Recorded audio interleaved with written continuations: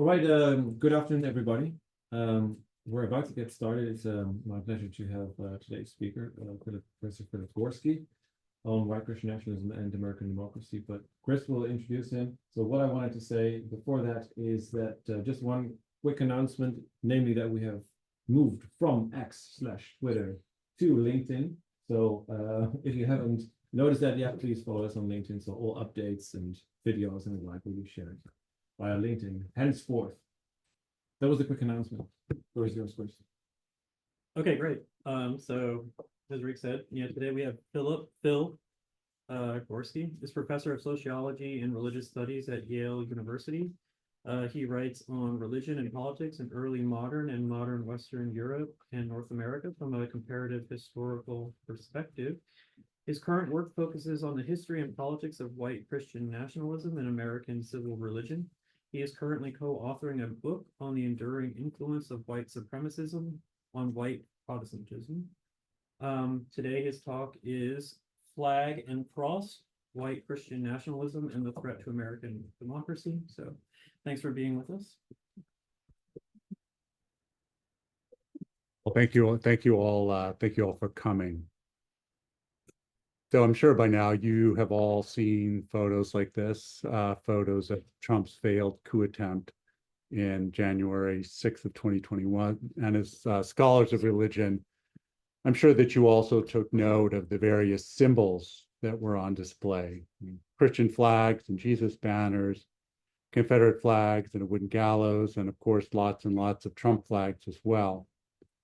Many secular progressive observers were puzzled, I think, by this juxtaposition of symbols.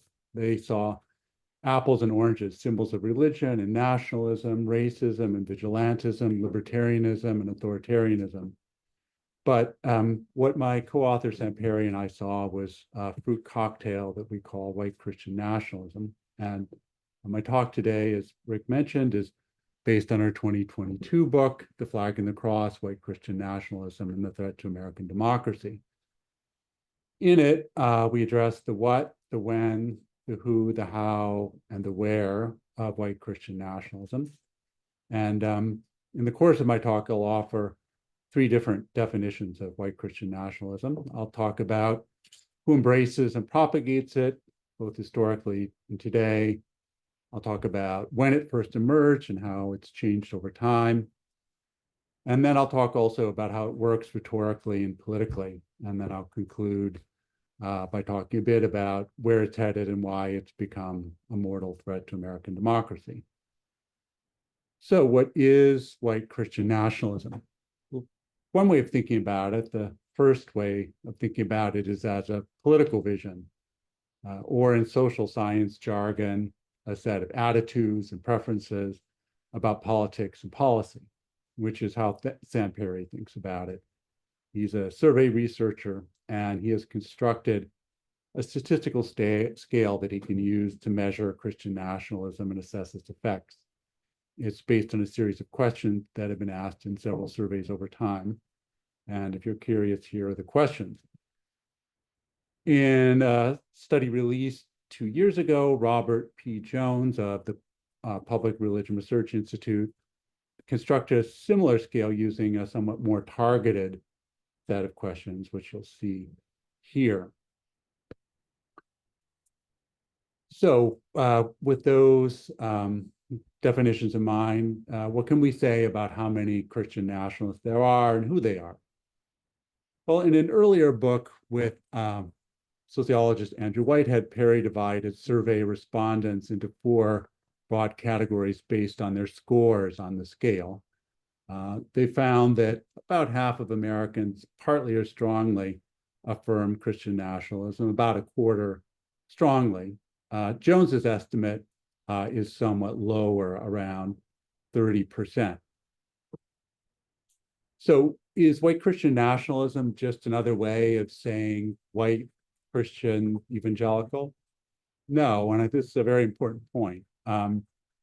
Here you can see Jones's breakdown by religious traditions. And the key thing here to notice is that not all conservative white evangelicals are white Christian nationalists, and many non-whites and non-evangelicals are. Here's a similar breakdown, somewhat more fine-grained by Whitehead and Perry, by denominational tradition. So again, the key takeaway is that Christian nationalism and white evangelicalism overlap a great deal, but they are by no means the same. And in fact, some of the most outspoken critics of white Christian nationalism are, in fact, conservative white evangelicals. I'm thinking of people like Tim Alberta of The Atlantic, David French of the New York Times, Bible teacher Beth Moore, Russell Moore of Christianity Today, Peter Wenner, also of The Atlantic. In fact, one could also add the faculty of Wheaton College to this list, my hometown, full disclosure. And if you don't know Wheaton College, it is sometimes referred to as the evangelical Harvard. It's certainly a very good Christian liberal arts school. And they released the statement you see above, condemning the January 6th coup attempt, Christian nationalism and white supremacism in no uncertain terms. So what exactly do Christian nationalists believe? Obviously, they believe that America is a Christian nation, and I'll come back to what they mean by that a little bit later. And that is certainly the defining characteristic of white Christian nationalism, as Perry and I understand it. But what else do they believe? Well, if they are white Christian nationalists, they also believe in a strong military, they support the police, that may be on January 6th.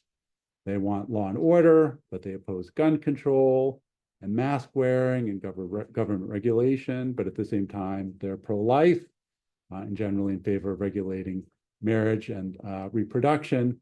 But they're also pro-death penalty. And it perhaps goes without saying, they're against government handouts, even for kids, but at the same time for free market capitalism. So if you're familiar with the right side of the American political spectrum and with the policy of the Republican Party, there's not really any surprises here. This is essentially the Republican platform. Insofar it still has one, I would add, beyond loyalty to Donald Trump. But of course, it is surprising if you just step back for a moment. After all, what does any of this really have to do with Christianity, right? And that's by no means the only puzzle. Ask a white Christian nationalist if they're racist, and you will definitely get an earful. Like most white Americans, they will strongly insist that they're not biased, they're not prejudiced, they're not racist. But unfortunately, the empirical evidence tells a somewhat different story, because Christian nationalism is statistically associated with various indicators of racial animus. It's correlated, for example, with opposition to interracial marriage and interracial adoption. It's also correlated with strong support for strong borders and immigration restrictions. And it's positively associated with a strong sense of white identity and white grievance. And finally, with anti-Black animus. A strong claim, I know, but let me just show you one piece of evidence to back it up, by no means the only one. It's a sort of an unusual graph. What it does is it charts the relationship between the degree of Christian nationalism and beliefs about discrimination amongst Black and white Americans. And so what you'll see is that the degree of Christian nationalism has absolutely no effect on these beliefs amongst Black Americans. The lines are completely flat. But there is a very strong and linear relationship amongst whites. And what this means is that white Christian nationalists believe that Blacks face very little discrimination and that whites face a lot of discrimination. And the more Christian nationalists they are, the more strongly they believe this, which is one of the reasons why Perry and I feel confident in using the term white Christian nationalism rather than just Christian nationalism. Okay, so much for sort of initial run at the what question. Let's turn to the when question. That is, when did white Christian nationalism first emerge in the United States? And the short answer to that question is 1690, not 1990, not 1980, 1690. Before I explain why we arrived at that date, let me take a second pass at defining white Christian nationalism. So white Christian nationalism is a political vision, but it is also a deep story, by which I mean a narrative that is in some ways preconscious and precognitive, but that one that occasionally rises to the surface. The deep story is a little bit like a movie script. It's a melodrama with heroes and villains and a fairly predictable plot line. And the deep story of white Christian nationalism is really quite simple. America was founded as a Christian nation. The founders were Orthodox Christians, whatever that means. The founding documents are based on biblical principles, maybe even divinely inspired, in fact. And America is divinely favored, providentially favored. This is where its power and prosperity comes from. But America is now threatened. It's threatened by non-whites, non-Christians, and non-native born Americans on its soil, on its borders. It's therefore imperative that America be kept white and Christian, or made so, or at least that white Christians be put back on top and in charge, and by whatever means necessary, because if not, its power and its prosperity are at risk. Okay, so where do people get such ideas, you might wonder? And it turns out from many different sources. If you, for example, crack open history and civics textbooks used by Christian homeschoolers in the United States, like these, you'll find it right there in black and white. Or you can turn into the online sermons of well-known Christian nationalist pastors like Robert Jeffries or Greg Locke. Or you can download some tunes by Christian nationalist musicians like Sean Foyt. Now, if you're not much of a churchgoer, don't worry about it. You can just grab tickets to the Reawaken America extravaganza organized by disgraced General Michael Flynn. And if you're lucky, my pillow guy, Mike Lindell, might actually make a cameo. If you'd like something a little bit more highbrow, then you could check out the Christian pseudo-historian David Barton.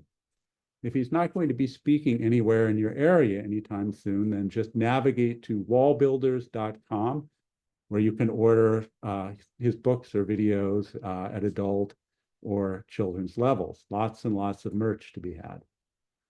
If you're more interested in getting politically involved, you can always sign up with Ralph Reed's Faith and Freedom Coalition. They are all in on Trump this year and in past years, and on Christian nationalism as well these days, which I guess tells you where the money is, because that's where you'll find Ralph Reed.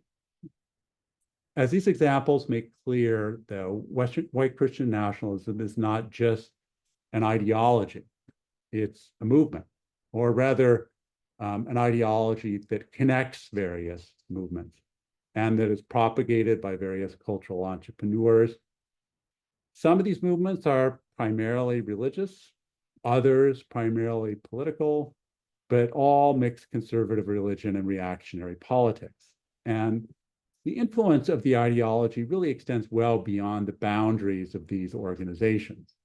Indeed, beyond the bounds of the conservative Christian subculture in the United States. Because paradoxical as it may sound, white Christian nationalism today is an increasingly secular movement. Christian nationalism overlaps with the religious right, but it's not identical with it, nor did Christian nationalism originate with the Christian right. The deep story is an old story, a much older story. And in fact, it's not really just one story, it's three stories that have been woven together into one story. These three stories are taken from scripture and then woven into a political ideology.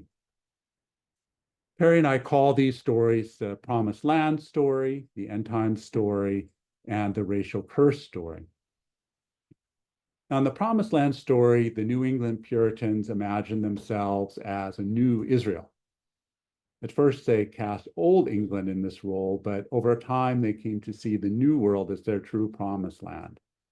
And they also came to see the native tribes as their enemies.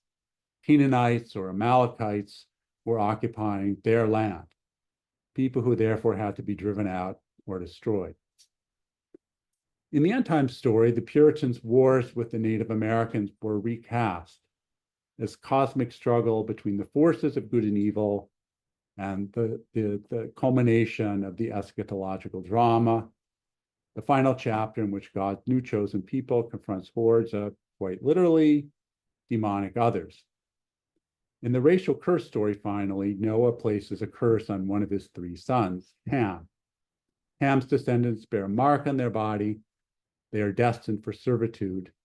And where do Ham's descendants settle down? Why? In Africa, of course, which is why Africans are Black and why it is God's will that they be enslaved. Now, already by 1690, the three key ingredients of white Christian nationalism were ready to be mixed together by Protestant theologians. And it was none other than Cotton Mather, the famous New England preacher, who was one of the very first to serve it up. In fact, his ecclesiastical history of New England really remains, in my view, the urtext of white Christian nationalism, a kind of original recipe, if you will. Now, white Christian nationalism of today is not the white Christian nationalism of 1690. And in The Flag and the Cross, Perry and I distinguish 5 different phases in its development. Here in this context, I'm just going to highlight some of the ways that the 5th phase, what we call white Judeo-Christian nationalism or American exceptionalism, how that differs from earlier phases. And then I'll suggest that we might be witnessing the emergence of a kind of a 6th phase today. So the 5th phase begins shortly after World War II, and it differed from previous phases in at least 5 ways. First, whiteness was defined much more expansively. The Irish and Italians had once been considered Black, or at least not quite white, but they come to be considered as fully white. So did Jews. Second, Blackness was invoked far more discreetly starting in the 1970s, with dog whistles rather than bullhorns, with subtle epithets rather than racial curses. Third, Protestant Christianity gave way to the Judeo-Christian tradition, which meant that Catholics could now be real Americans, and so could Jews, at least in a halfway covenant sort of way. Fourth, America was now defined in national rather than imperial terms. America still had an empire, of course, though it was cleverly hidden. Fifth, and finally, the loudest advocates of white Christian nationalism were now conservative evangelicals. And here it's very important to emphasize that for most of American history, until well into the 20th century, it was the old so-called mainline Protestant denominations, the Episcopalians, Congregationalists, Presbyterians, and so on, who had played the role of torchbearer. Some of you may even have heard the old quip about the Episcopal Church being the Republican Party at prayer. The elder George Bush, George W.'s father, was probably really one of the last prominent representatives of this old lost belief. Okay, so now I've said a bit about when white Christian nationalism took shape, how it's evolved over time. I also want to stress that it is waxed and waned. It's risen up and receded. And looking back through American history, I would point to 4 repeated catalysts of white Christian nationalism. First, wars against religio-cultural others. Second, periods of mass immigration. Third, times of economic turbulence. And fourth, after movements of Black empowerment. So in case you're keeping track at home, check, check, check, check. So it's not really that surprising that we're experiencing a powerful resurgence of white Christian nationalism right now. Okay, so much for the when question. Now for how. How does white Christian nationalism work politically today? And the answer I'm going to give you is in concert with what we call white Christian individualism. So like white Christian nationalism, white Christian individualism emerged a long time ago, and it's evolved over time. It's often symbolized in certain iconic figures.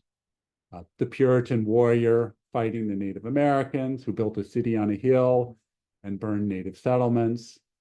Later, the Christian slaveholder who ruled with a mixture of pious benevolence and brutal violence, or the Christian homesteader who settled the frontier and slaughtered the natives, or the Cold War evangelical who battled against godless communism abroad and supported McCarthyism at home.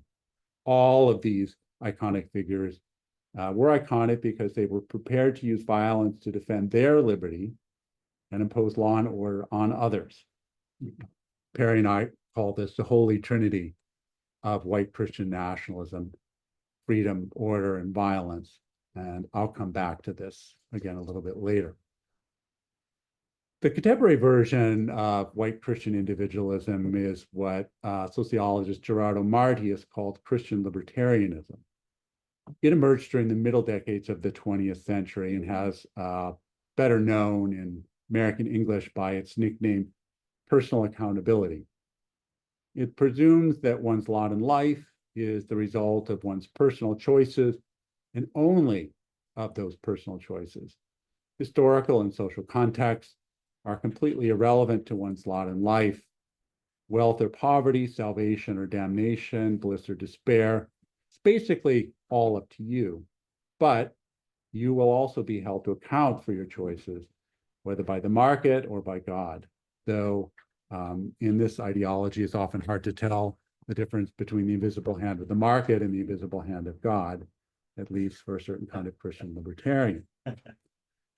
White Christian nationalism and white Christian individualism work in concert. They're really like two sides of the same coin.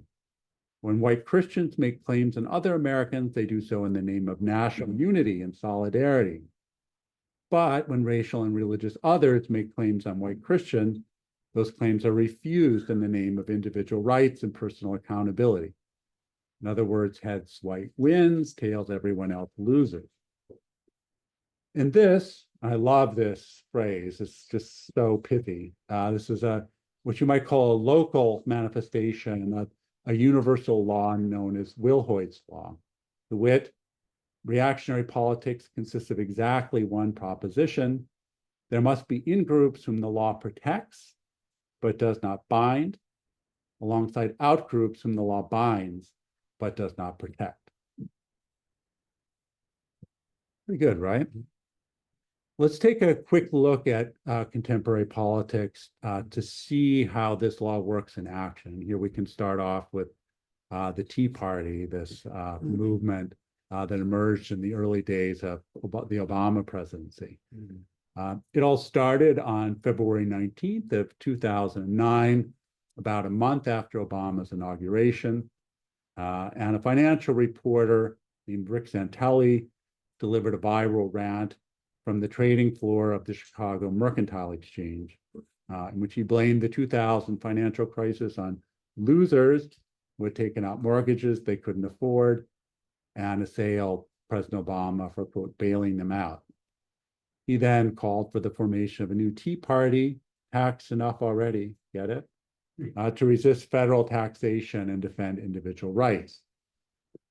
So this sounds secular and libertarian, but here's the thing: as academics and journalists began researching the Tea Party supporters and organizations, they made a couple of important discoveries.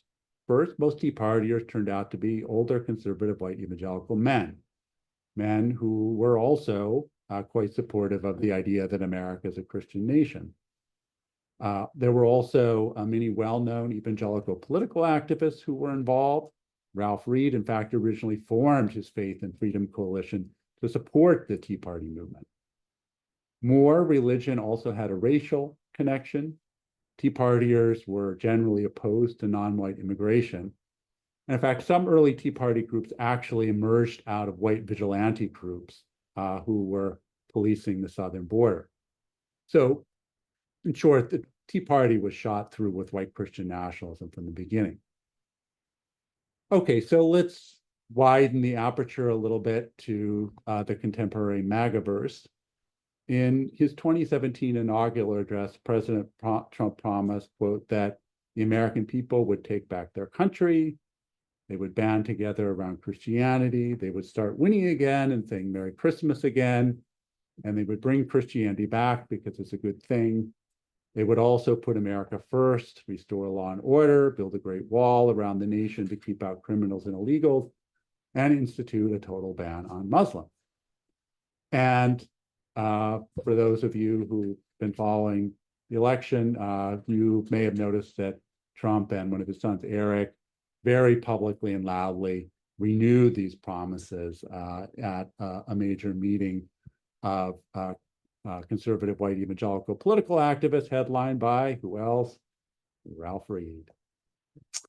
So this sounds a lot like white Christian nationalism, right? And I would argue that one way of understanding Trumpism, I mean, not the only one, it's a complicated movement, but one way of understanding it is as a reactionary and secularized version of white Christian nationalism. So reactionary in the sense that it abandons the polite rhetoric of colorblindness and American exceptionalists that you would have heard from George W. Bush and George H.W. Bush, or Mitt Romney, and takes up again a much more explicitly racist language about blood and violence of the sort that we would have heard in the early 20th or late 19th century. Poison the blood, I am your retribution, Donald Trump's words. Also, a secularized version of white Christian nationalism in the sense that biblical apocalypticism gives way to secular catastrophizing. You won't have a country, it's a disaster. So good and evil here are simply replaced by friend and foe. It's kind of Carl Schmitt for the masses, if you will.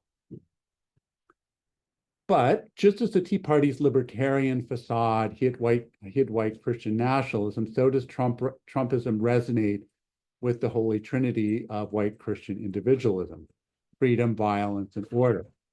First, violence. So we all know that Trump is a master of verbal violence. He uses words as weapons to wound his opponents and intimidate his rivals.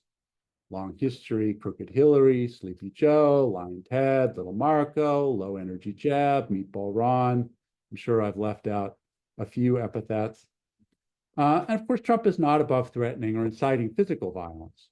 He did so on the campaign trail in 2016 and 2020. He was adjudicated of sexual assault just last year. And he is now openly threatening to use the armed forces against his political opponent should he return to the White House. So violence. Freedom, when criticized for his intemperate speech, his use of profanity, his quote, locker room talk, the insults and the threats, Trump and his supporters style themselves as defenders of free speech and opponents of cancel culture who dare to be politically incorrect. In other words, they claim the God-given right to use racist and sexist language with complete impunity, as in the good old days of Jim Crow and Mad Men. So finally, order, by which I mean racial order and gender order. Trump's response to BLM was to call for law and order, which is to say white male violence, police violence, vigilante violence, even military violence. We now know for a fact that Trump wanted to have BLM protesters shot by the National Guard. Meanwhile, his response to white male violence in Charlottesville and Washington, D.C. was unrepentant words about very fine people and patriotic Americans.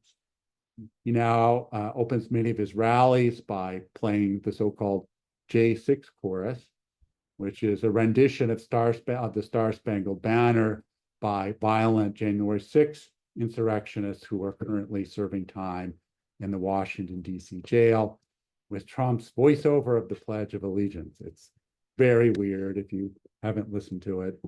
Well, I don't know if I would encourage you to do so, but it's very weird. Okay, well, let me conclude with some thoughts about the recent past and the near future, which is say where we're coming from and where we might be headed. The Republican coalition that elected Ronald Reagan is often described as a three-legged stool. Three legs are neoconservative defense hawks, pro-market economically neoliberals, and family values religious traditionalists. Now, would add that this description is incomplete. The stool also always had a concealed fourth leg, anti-Black racism, so it was always really a chair, not a stool. But the chair was rickety, unstable. Like any political coalition, it was cobbled together out of mismatched pieces. Free market capitalism doesn't really go together with family values, for example. Nor does classical liberalism fit with anti-Black racism, and a hawkish foreign policy and a small government are also fundamentally at odds. Over the last 2 decades, the Reagan coalition has come under increasing strain. The cost of the Second Iraq War in blood and treasure soured the Republican base on American interventionism. Then the 2008 financial crisis undermined popular faith in free markets. And the election of America's first Black president that same year stoked white racial grievance. So when Donald Trump rode down the golden escalator in 2015 and then plopped down on Reagan's chair, it shattered to pieces. And Trump and his followers are now busily trying to reassemble the pieces into a golden throne. We are, in other words, in the middle of what political scientists call an electoral realignment. The outcome of that process is uncertain. Maybe left and right will fall into progressive and populist camps.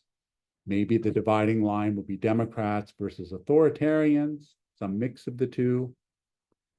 But I want to emphasize that we're also in the midst of what might be called a religious realignment. The once mighty ranks of liberal Protestantism grow smaller and grayer by the year.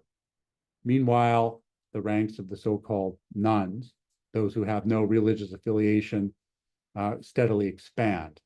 The religion of no religion, in fact, now counts around a quarter of the American population, far more amongst younger age cohorts, where it's closer to 40%, which is to say about the same number of people who call themselves evangelicals.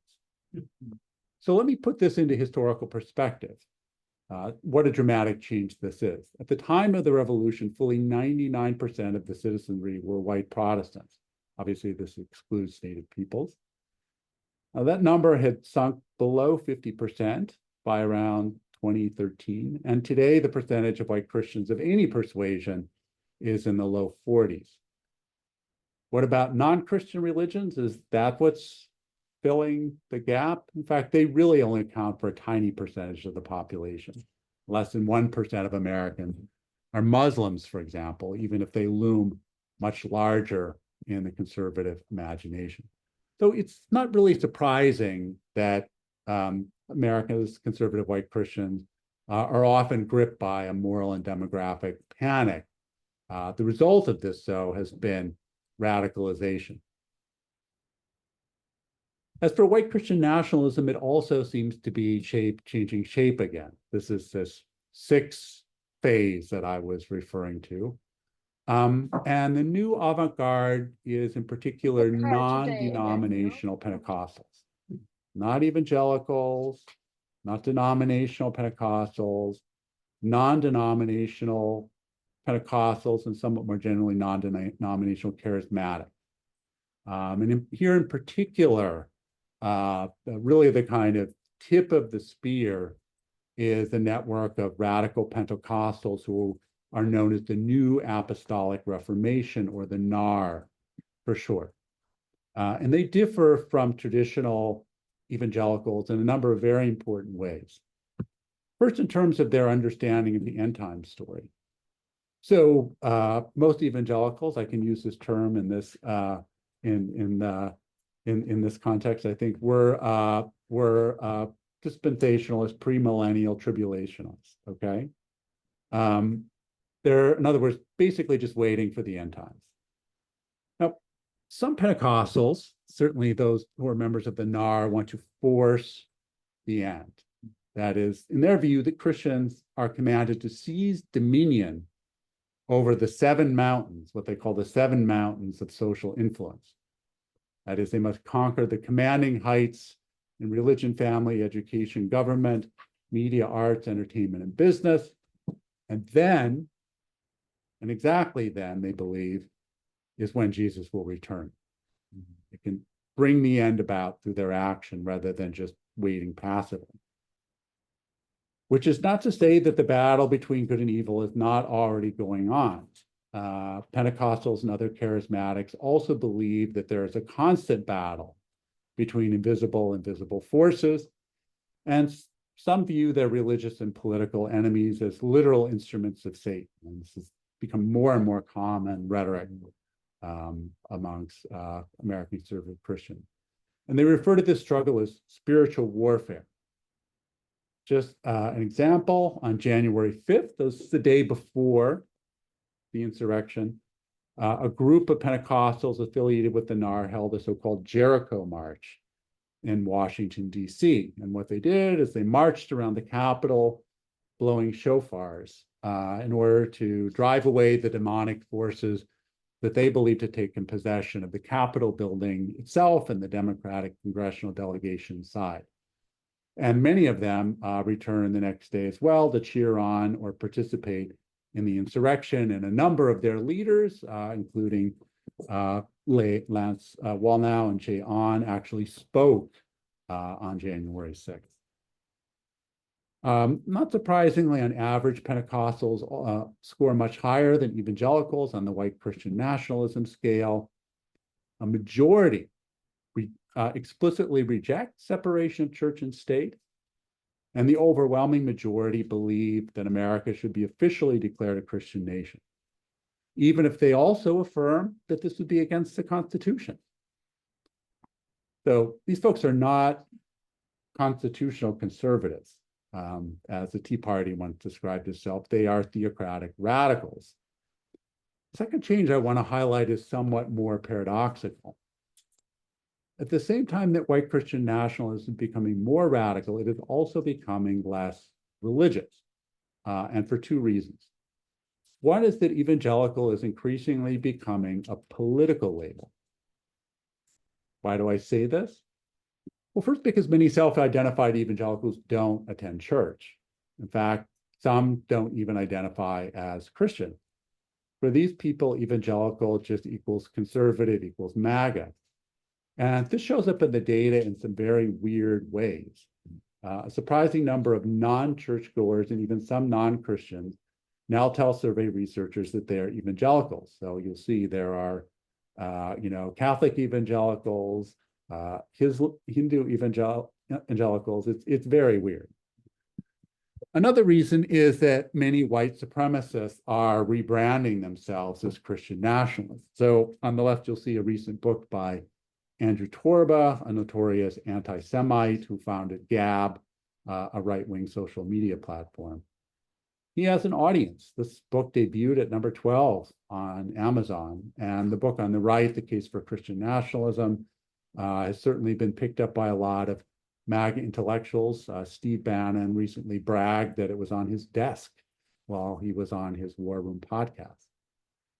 So white supremacists have always been an important part of the conservative coalition at least since Nixon debuted his Southern strategy in 1972.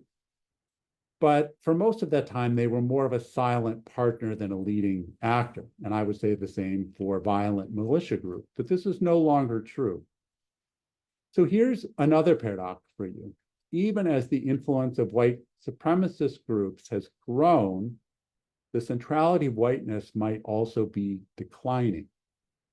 More and more Latino Americans, for example, have been converting to evangelicalism and Pentecostalism, and there's good evidence that their politics follows their religion, which is to say, to the right. And you can already see this if you just look at this roster of leading prophets of the new apostolic Reformation, right? Not all white folks. So where exactly is this going? I think it's actually hard to say, though the election in a couple of weeks' time will certainly have a huge influence. But I see two possible outcomes. One is that more and more Latinos reject the people of color label and claim to be white. And the other is that white Christian nationalism sheds its anti-Blackness and becomes something more like nativist Christian nationalism, or both, right? I mean, contradiction in logic are not always contradictions in politics. There's one last shift that I want to highlight, which is that until fairly recently, white Christian nationalism tended to be very triumphal in tone. So the WASP elite, the white Anglo-Saxon Protestant elite that ran the United States up through the 1960s, saw themselves as conquerors, not as victims. Theirs was the spirit of Julia Ward Howe's battle hymn of the Republic. Our truth is marching on. Glory, glory, hallelujah.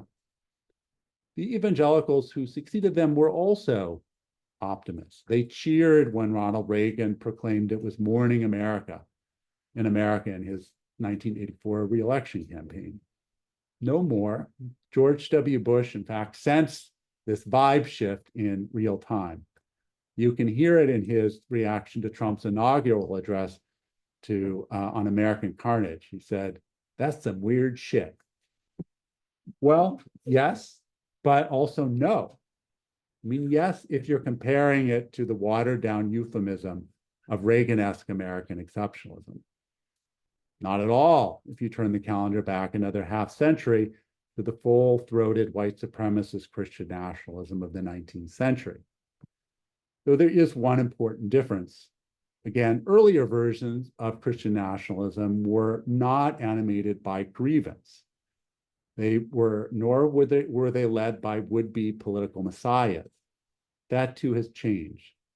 The Trump campaign not long ago disseminated a video entitled "God Made Trump," and in case you thought that was a joke, certainly nobody thinks that anymore following the failed assassination attempt last summer, which led many evangelicals and Pentecostals to double down on the idea that Trump was divinely chosen, something which he confidently reiterated that meeting a couple of days ago that I just mentioned. And some of his supporters evidently agreed. From the New York Times, one of his supporters said, "I voted for Trump twice, and I'll vote for him again. Here's the money line. He's the only savior I can see." So that's where we are. Where might we be headed? So one scenario is what South African social science Pierre Vandenberg called Herrenvolk democracy, or master race democracy, by which he meant a parliamentary regime in which the exercise of power and suffrage is restricted de facto and often de jure to the dominant group, and in which that group understands itself as a superior race and subjects other races to varying degrees of legal repression and extra-legal violence. In other words, Jim Crow 2.0. This is the likely path if the current Republican coalition regains control of Congress and the White House in 2024 and manipulates voting and elections thereafter, as I feel quite confident they would. As in Jim Crow 1.0, your individual rights will then vary by your race and your religion, and also by your region and your gender. Now, I don't think this is the only possible scenario. There are at least two others. The first is the bare survival of liberal democracy, which is to say the status quo ante since the civil rights and voting rights reforms of the mid-1960s. That, I think, is what Kamala Harris and Never Trump Republicans are aiming for. And the second is the achievement, finally, of a truly multiracial democracy, which is to say a nation of nations and a people of peoples in which these rights are enforced and extended, and historic injustices are recognized and perhaps even undone. Which of any of these three scenarios will become reality is hard to say. Historical outcomes are highly contingent. which is why the social sciences are notoriously bad at prediction. Don't trust the polls if you're following them.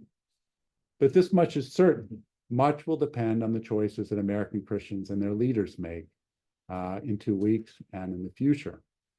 But also on the choices that secular progressives and their leaders make. America is at a crossroads.